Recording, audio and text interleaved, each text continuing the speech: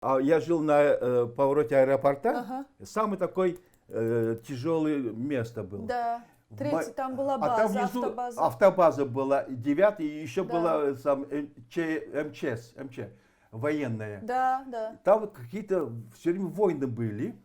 И пули летали в наш дом, в стекло, пробивали стекла. Понимаете? Мы жили на 5-м этаже, пробивали стекла, оттуда стреляли. И папа, я говорю, а у меня дети, только дети маленькие, что Да. мне делать? За хлебом очередь, хлеб нельзя достать, Да. голодовка, работы нету, Да. ничего нету. Что делать? Куда делать? Да. И я сказал, ну, кто мне первый пригласит, я туда и А. поеду. И я ждал приглашения из Турции, приглашения из Франции, приглашения из Польши. Да. Я говорю, кто первый пришлет? Польша мне 3 приглашения выслала. А, Я говорю, я взял семью и поехал в Польшу. ясно. А вот папа ваш, Асли Бургунов, знаменитый, как ваш папа отнесся к вашему решению? Папы не было уже. А, уже папы не было? Нет, подожди, я когда... Вы говорили, что вы с ним по телефону Я когда говорили. уехал, да, он еще жив, он в 96-м потом. Да, я ушел. знаю вот этот момент, поэтому я подумала, что... Нет, нет. Я папу, понимаете, как? Во-первых, он был великий. Он Фердоуси, все произведения Омар Хайяма, там он все играл на сцене. Он Алишер Навои, Рудаки, он все проиграл. Он Шекспира все проиграл. Он классику русскую всю сделал, Да, понимаете? да, На 2 языках да, говорил. да. Он был очень, очень талантливый, потому что я еще с детства, я помню, когда я был маленький, он играл Труфандина и Доном, это... Из Бергама. Бергама. Он еще выходил там, Труфандина и Доноям, Бакори Худишоро, Кормеку на Хуржу, Шап, Хамешраман Мидбором, еще танцевал. Майшаду, Кормеку на Хуржу, Шап. Я с детства это запомнил и танцевал. Я во двор выходил, все, как ты молодец. Я говорю, это мой папа. И вот он танцевал тогда. И после этого мне сказали, что надо в балетную школу тебе идти. Да? Нет, вот вы про папу не сказали. Когда вы решили уехать в такое время, что папа сказал? Он был согласен с вашим решением? Нет, папа был больной, он еле, не знаю, у него были такие трудные моменты, тяжело. Он сказал, что, сынок, терпи. То есть он сказал, просто живи в Таджикистане и терпи, да? Да. А вы сказали? Я сказал, терпеть. Как терпеть? У меня дети, у меня самую смерть, у меня убивают все. Я ничего не могу сделать, я без работы. Да. Ну, решай, как хочешь. Ясно. А когда он умер, вы были здесь? Вы как прощались? Нет, я был здесь. Мне по радио сообщили, что Асли Бурханов умер. По радио сообщили? Ну да, здесь по радио сообщили, ваше радио, не знаю, Свобода, может быть. А, то есть вы по радио узнали о том, что... Я по папа радио умер? знал. А вы что, вам не позвонили родные? Нет, не никто успели? не успели. Не успели. Я узнал, что по радио, что вот Бурханов ушел, умер. И что? И мне пришлось быстро ехать туда. Вы поехали после этого? Я приехал, да, сделал ему 40 дней провел. А было вот это чувство, я просто знаю это чувство, когда ты находишься далеко, и вдруг вот это происходит. У вас было вот это страшное чувство того, что вы были бессильны, потому что вы находились далеко от папы? Помочь уже не могли? Нет, у меня было, понимаете, я был настолько занят своей семьей, настолько все, у него там тоже свои проблемы.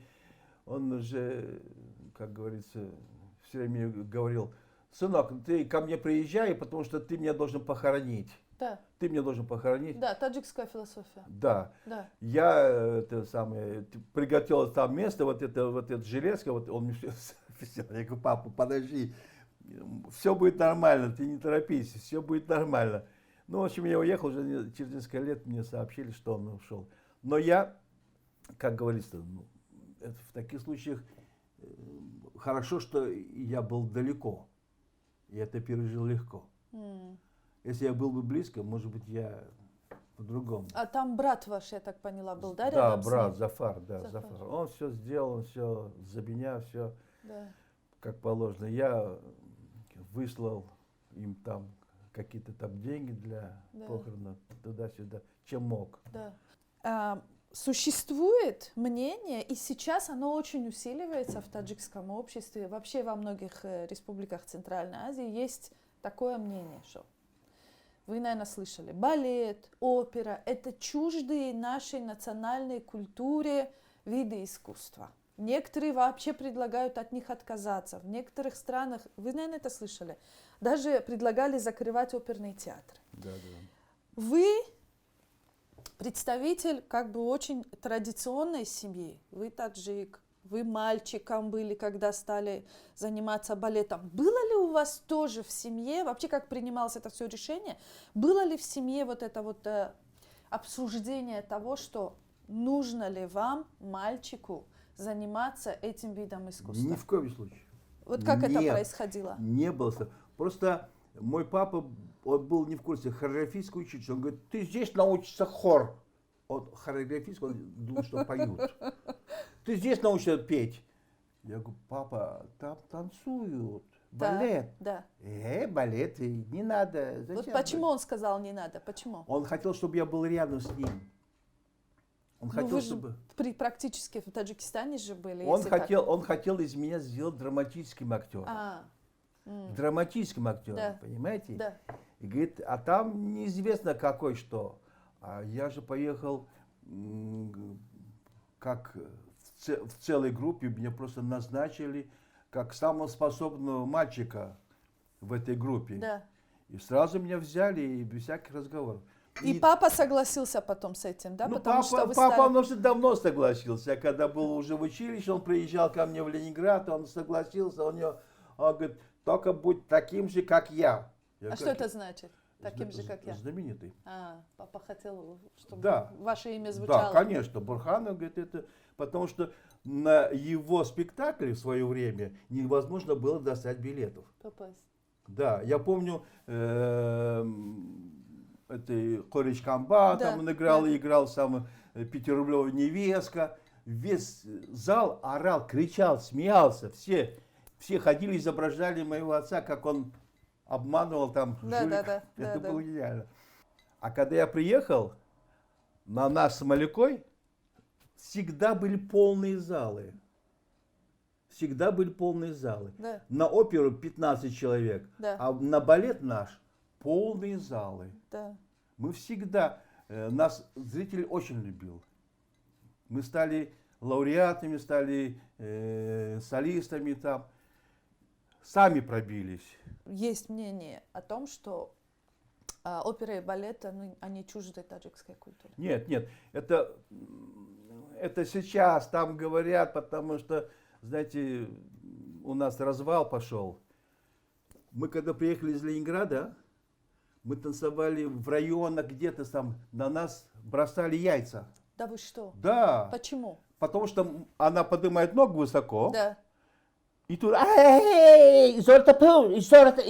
изорные, штаны спрячь, все видно. Да. По-таджикски кричат. Да. Зритель кричит. Да. Я говорю, ты немножко ниже ногу опускай, потому что они не Не любят. понимают. Да. А они, значит, когда опускаются ниже, они говорят, не, оставь так, давай, оставь так. И они еще не понимали этой классики. А когда вошли во вкус, уже мы ездили второй раз уже в шароварах, чтобы не видно было, в шароварах. Все это надо было в то же время просто воспитывать. Потому что классика, да, она тогда была трудна. Гафар Русланович Баламазде, когда поставил Дугуль, там, Дильбар, Лейли Мишу, он стоял на полупальцах и в шароварах, в штанах. Ага. А мы- Адаптировал к Да. местному Местные, менталитету. да. А мы же вот приехали, мы стали танцевать в трико, эластик. Мы уже стали... Как Да, как положено, как да, классика. положено, да, в Европе. Ага. И зритель полюбил нас, понял нормально. Ага. Там были какие-то такие разговоры, что это не... что это не наша культура, там, Да, нет, да. не наша культура. Не, это какие-то 2-3 человека, какие-то там разговоры шли. Мусульманы, так нельзя. Все это было ерунда. То есть вы считаете, что просто нужно было образовывать людей, передавать? Конечно, конечно. Мы же, Ну вот если сегодня понимаете, вас спросить, я вам такую вещь скажу. Вот в Средней Азии, да, мы первый театр оперы и балета получили звание академического. Мгм. Потому что мы показали в Москве, мы показали в Союзе лучшую классику.